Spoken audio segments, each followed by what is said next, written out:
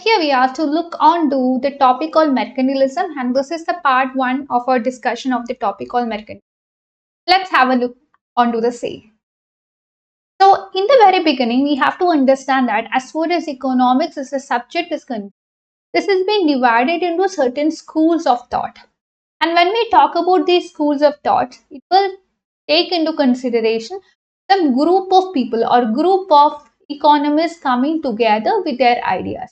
Okay, so this group of economists will be having some set of ideas which they would be believing in or which they would be supporting. For example, you will be having classical school of thought where you do have a set of economists like Adam Smith, David Ricardo, J.S. Mill or J.B. Say, and so on. Now you do have yet another school called Keynesian school where Keynes would be playing a very important role. Now you do have something called the monetarism school where you do have somebody called the Milton Friedman playing a very important role. And now you do have Cambridge School of Thought where you do have people like Marshall, Pigou, etc. playing their roles in giving their contribution to economics.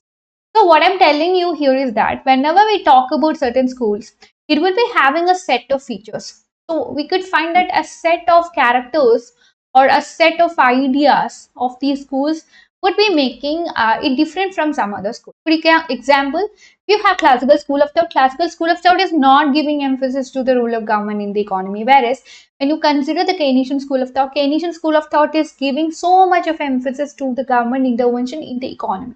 So classical school of thought was neglecting the role of government, whereas Keynesian school of thought was supporting the role of government. So this is how it happens. So whenever we talk about schools of thought, this is how we have to consider. Okay. Now, today we are moving on to a very famous school of thought in a detailed manner. What is mercantilism? So when we talk about something called mercantilism, this is all about some important aspects which we have to consider, because here mostly we give emphasis to what is called trade. Okay, so mercantilism is actually a kind of economic system where they would be dealing with the allocation of resources. So it's definitely a system where we deal with the economic aspect, and here we have to consider the allocation of resources. Why? Allocation of resources mainly for production, allocation of resources mainly for distribution. Okay, so this has been evolving and this has been having some transition also at some point of time. After evolution or after its origin, it was having some transition. So it is still evolving. This is what we could find. Now, so taking you to the origin or taking you to the starting point of mercantilism, you could find that it was actually started with certain group of people who are called as hunters and gatherers. So we are talking about a very primitive society, and in this primitive society, people were not having any idea regarding industrial development. They were not having any idea regarding machines. They were not having any idea regarding technology. Instead, they were just living a very simple kind of life, and where they were just going for a barter kind of system. So what is it all about, barter kind of system? Exchanging goods for goods, isn't it? They were exchanging goods for goods. Goods for goods. So in this setting, what happens is that when they were exchanging goods for goods, this was making people to have some kind of difficulty, because they were requiring to meet something called double coincidence of wants. Because just think about a person, let it be a person A. This person A needs a god.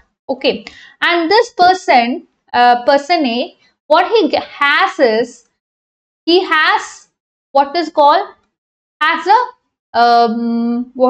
cow. So he has a cow, but he needs a god. Now he would be trying to exchange his cow for god. So he should find a person who is ready to give him god by having some acceptance to take his cow from him. Only when double coincidence of wants could be met. So here in the barter kind of trade, this made very difficult for people to deal with trade activities. So for the same reason, people were later inventing money, but this was not happening in the initial scenarios. In the initial scenarios, trade occurred in a very difficult manner. We will discuss the details of the same.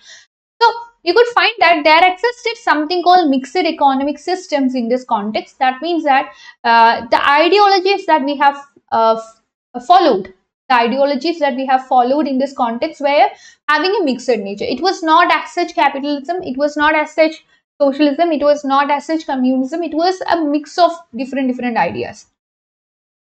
Now, I'm taking you to the evolution of this particular thought or school of thought. So you could find that it was actually starting in the Europe, and specifically we could have this in western part of the Europe or Western Europe. Okay. So the beginning was actually in the 16th century. In the 16th century, it came or it evolved to some extent, or it began to form, and later in 17th